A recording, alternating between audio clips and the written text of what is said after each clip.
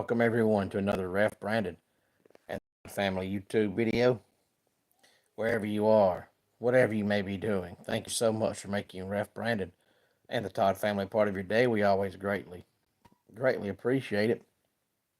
If you come on here live, feel free to leave a comment in the comment section down below. Make sure you give the video a like, a thumbs up. If you have not yet subscribed, please do so and share the video on all social media platforms. But yesterday I talked about the 10 teams that had the best recruiting classes. Good evening, Keveron. Thanks for commenting, buddy. I really always appreciate it. So tonight, I wanted to come back on here and talk a little more about the recruiting classes, since I know a lot of people really love recruiting. Hey there, Bam Bam. Glad to have you here on this Thursday night. Appreciate you stopping by, and Bam Bam reminded me that in case I have not mentioned it enough, hopefully I'll see all of you coming up on Saturday night at 244 Livestock Road, Easton Ollie, Georgia. We're going to have a cage match, a ladder match, and a battle royal all the same night. 244 Livestock Road, Easton Ollie, Georgia. Doors open at 6 o'clock, and bell time will be 7 o'clock. Not many places you can go on a Saturday night and see a cage match, a ladder match, and a battle royal all the same night for that cheap. Probably no place for that cheap you can see a cage match, a ladder match, and a battle royal. 6 o'clock doors open, 7 o'clock is bell time. But I know a lot of people really follow recruiting, so I want to talk about a couple of the players that the top 10 teams signed.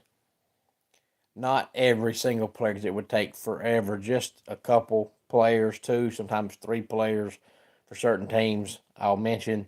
The only difference in this top 10 that I'm doing now and yesterday's top 10 is that yesterday Tennessee was sitting at number 10, and they were passed the last minute by LSU. So Tennessee finished 11th. So I will not be talking about the Volunteers.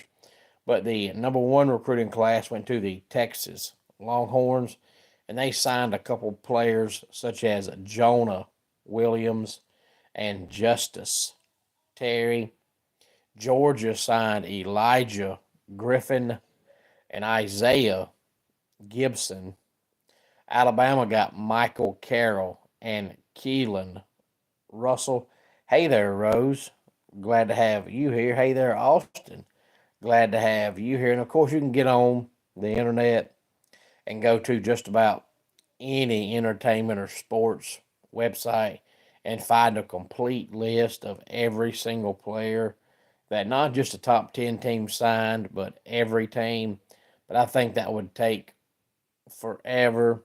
And 9 times out of 10, half the players each team signs are either not going to be as good as they're expected, or they're going to transfer after about a year, maybe two. The weather right now, Austin, is absolutely fantastic. We've had Chamber of Commerce weather, as they say, for about 3 days straight. I never have understood why everybody calls it Chamber of Commerce weather.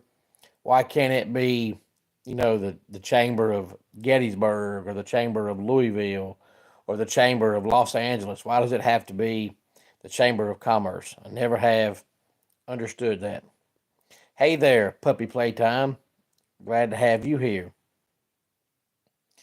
Ohio State signed Tavian St. Clair and Devin Sanchez.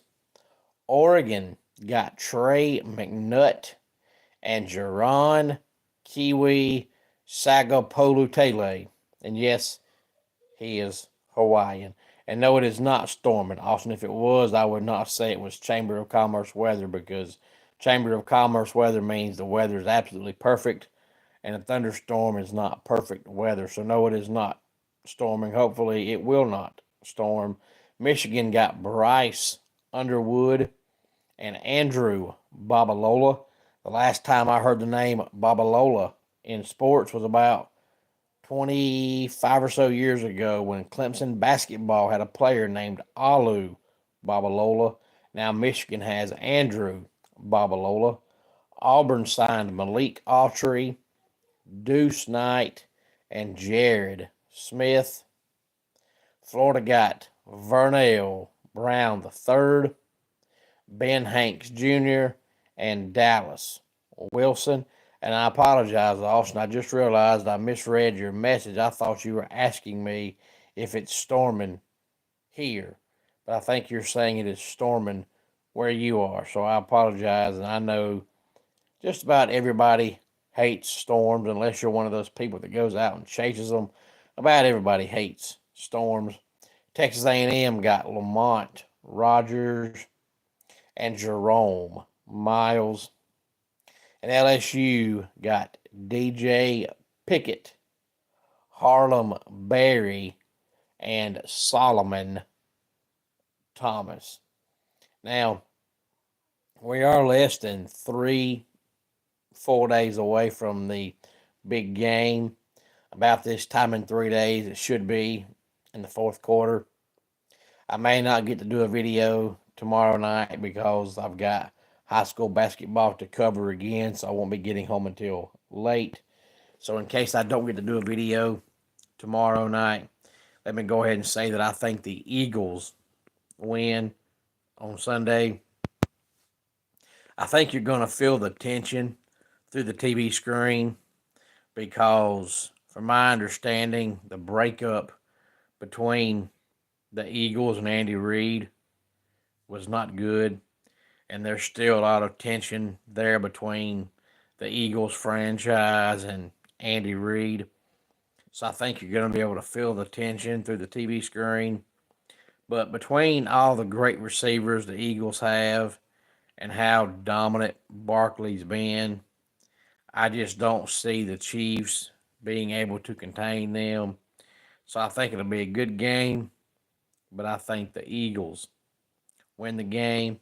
But for the first time in many, many, many, many years, I am not going to watch the halftime show at all. I usually at least have it on in the background, and I'll look up on occasion while I'm doing, something around the house during halftime just to see the setup or, the outfits, attire or something. But I got to be honest, the guy that's singing this year, if you put him in a photo lineup, I could not point him out to you. Could not tell you one song he sings. Nothing about him is appealing to me at all. So this is the first time in a long time I'm not going to watch the halftime show at all. I might even turn the TV off during the halftime show. But outside of the halftime show, the rest of it I'll watch.